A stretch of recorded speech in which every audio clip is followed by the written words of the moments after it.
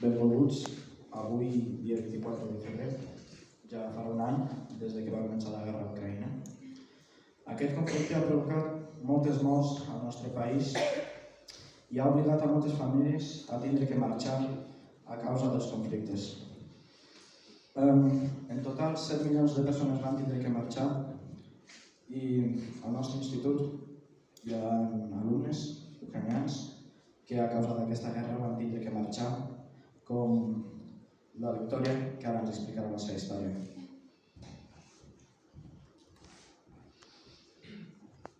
Hola, em dic Victòria. De moment la meva família està segura, però la meva tia té un problema. Ella és de Kherson i fa uns 4 o 5 mesos un coet va colpejar casa seva. Ella i la seva família van resultar greument ferides. Ara viuen a casa nostra a Lviv amb el meu germà i la meva àvia. Ara un altre alumne que també va tenir que marxar a causa dels conflictes ens explicarà la seva història, el Vladislau Ternoboi. Bon dia, em dic Vlad, soc de la regió de Zaporižžia, a Ucraïna Oriental. Fa un any em vaig despertar a les 4 de matinada quan diversos avions militars van sobrevolar la meva ciutat. Durant tot el matí vaig consultar les notícies i cap al migdia el meu pare i jo vam rebre el meu germà que havia vingut de Berdiansk. Tot el dia 24 de febrer van per cua a la benzinera amb el meu germà i el meu pare. Tota la família es va quedar a Mariupol perquè és una ciutat petita i ningú pensava que hi hauria enfrontaments. Tots els dies de febrer no vaig dormir a la nit i vaig seguir les notícies. El dia 25 de febrer hi van haver batalles a Melitopol, a prop de la meva ciutat. El 26 de febrer, per primera vegada, es van apagar els llums perquè els russos van tallar la línia elèctrica. El 27 de febrer va sonar la primera sirena a la ciutat. El 2 de març es van tornar a apagar els llums i la sirena va sonar durant 5 hores seguides. Tal com es va apagar la sirena, van començar les batalles a la ciutat i els bombardejos. A la tarda van arribar tancs i artilleria a la riba del riu, prop del nostre jardí, però al cap d'una estona van anar més lluny. El primer dia els russos van volar pel centre de la ciutat, una església, una institució històrica i desenes de cases van ser destruïdes. El combat cos a cos era a prop. S'estava fent a 1 quilòmetre de mi. Des de la zona sud de la ciutat també es van sentir esclats d'ametralladores. Vaig estar segut a casa aproximadament una setmana i mitja. Durant tot aquest temps, el bombardeig no va parar. El pitjor va ser quan un avió militar va sobrevolar casa nostra. Un dia la meva mare va demanar a un company que ens portés a l'escola on hi havia un refugi. L'àvia, l'oncle i el pare no hi volien anar. Preferien marxar a la casa de l'àvia, a prop del molí. Vam fer tots les maletes i vam marxar de casa.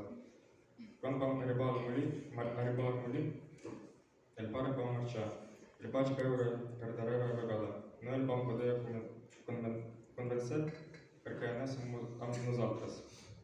Vam anar a refugiats de l'escola i pel camp vam veure una sèrie de canons autopropulsats al camp. Vam estar-hi 3 dies. L'últim dia van venir els militars i ens van donar 20 minuts per evacuar.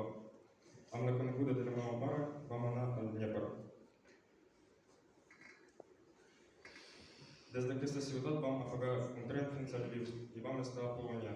No sabíem on anar i vam pujar a la primera furgoneta fins a Catalunya. L'última vegada que vaig parlar amb el meu pare va ser el 2 d'abril, el dia del meu aniversari. El meu pare es va morir el 25 d'abril.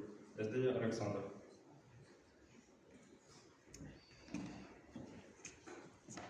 A continuació, l'enginyera Mariana us recitarà un dels poemes més importants d'Ucrània.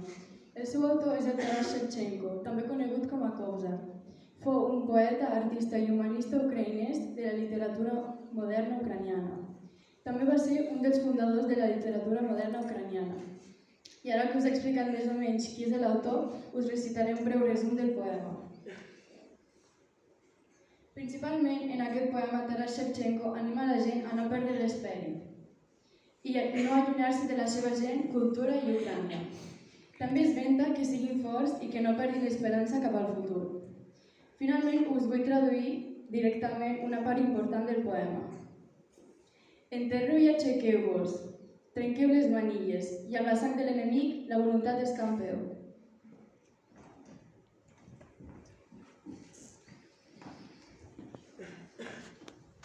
Його друг то поховайте, мене на могилі, серед степу широкого на Україні й мені, щоб лани широкополі, і Дніпро, і кручі, було видно, було чути, як реве ревучий. Як понесе з України у синє море кров поражу, а тоді я і вони, і гори все покину і подину до самого Бога молитися.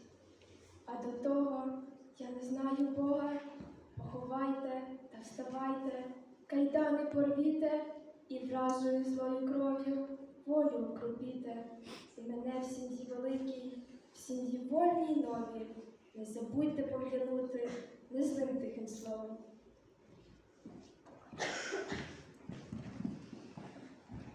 Tots tenim família a Ucraïna que pateix les conseqüències d'aquesta guerra. Us demano, sisplau, que recordeu que la guerra continua i que no us n'oblideu. Ara, per acabar, escoltarem l'himne ucraïnès. Yeah.